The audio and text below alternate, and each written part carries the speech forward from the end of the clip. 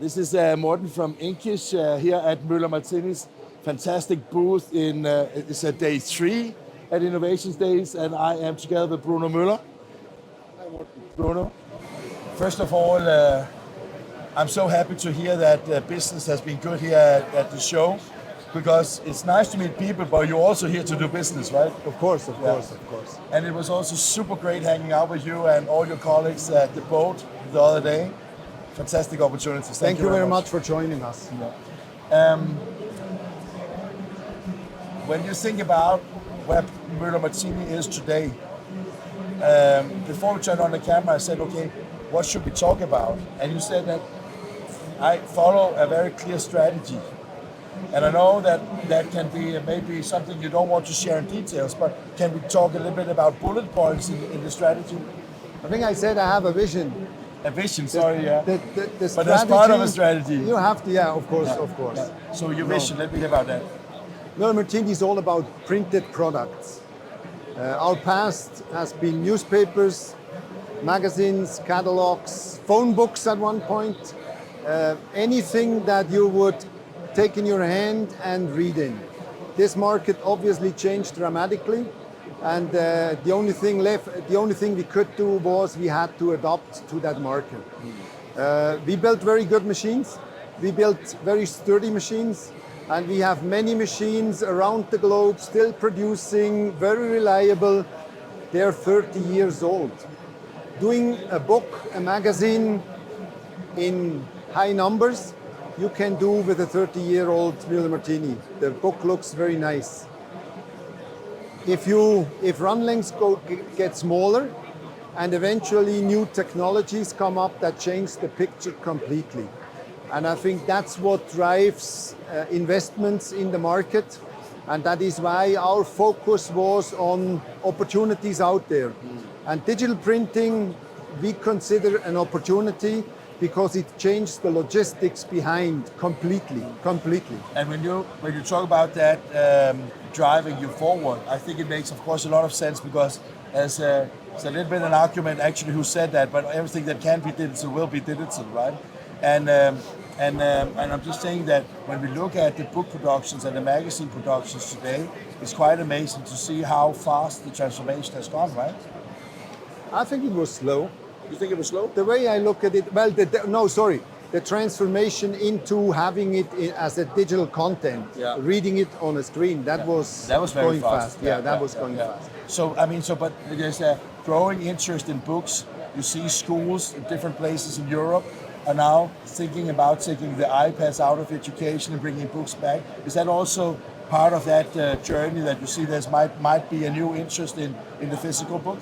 I think reading in print is a different thing from reading on a screen, and people recognize that. They don't want to stare at a screen during the day when they work, and then in the evening too. So that gave a rejuvenation of reading books or even magazines. And I think also for marketing, the channel in print is a different channel, and marketers have recognized that also that they need to work with. And with new technologies like digital printing that comes, you can do that much more individualized in a much more efficient fashion. And that is what we saw early on in 2000 when we saw the first digital presses printing at high speeds, that this would completely change our way of producing products.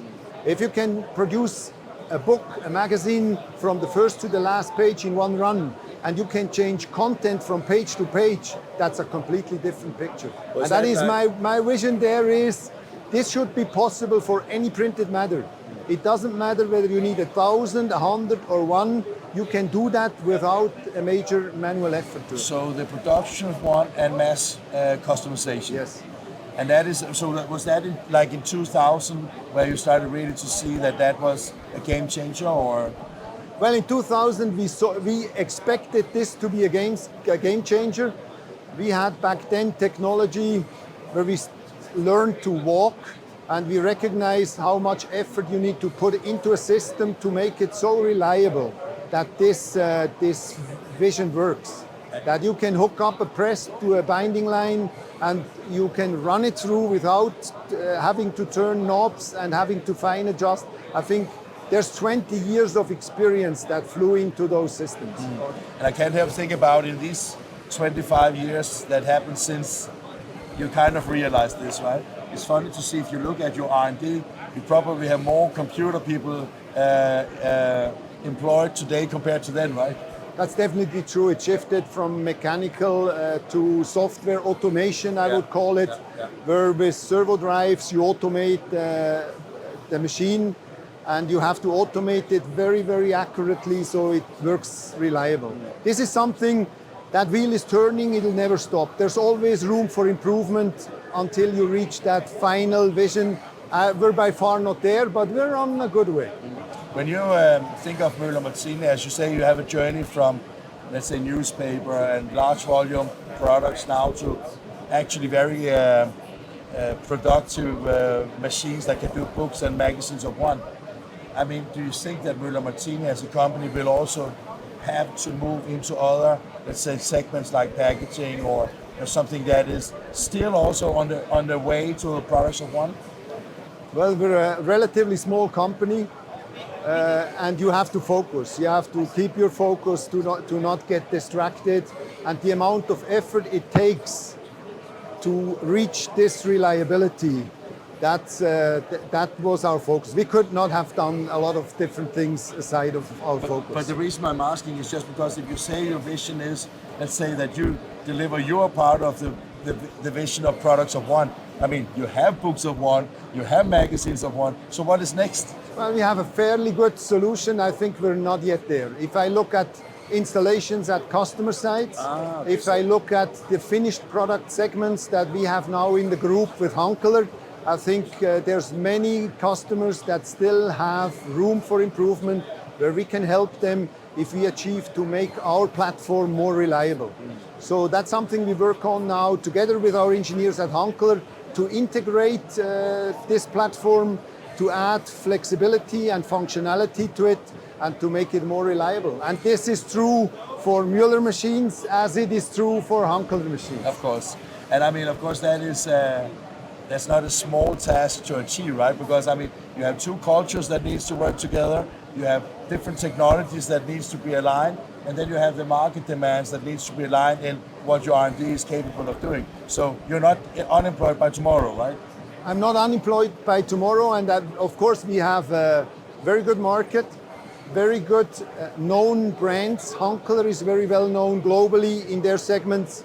Müller Martini is well known globally, so a customer base that is very loyal to our solutions, and we have extremely good long-term loyal employees in Zofingen and in Wikon and in Germany in our plant and across the globe in our local service organizations that have stayed with the company and that have over the past years gathered so much information and experience. I think these are our assets, and we work with. So it's not the worst time to have your surname, right? No. Thank you very much, Morten. Likewise.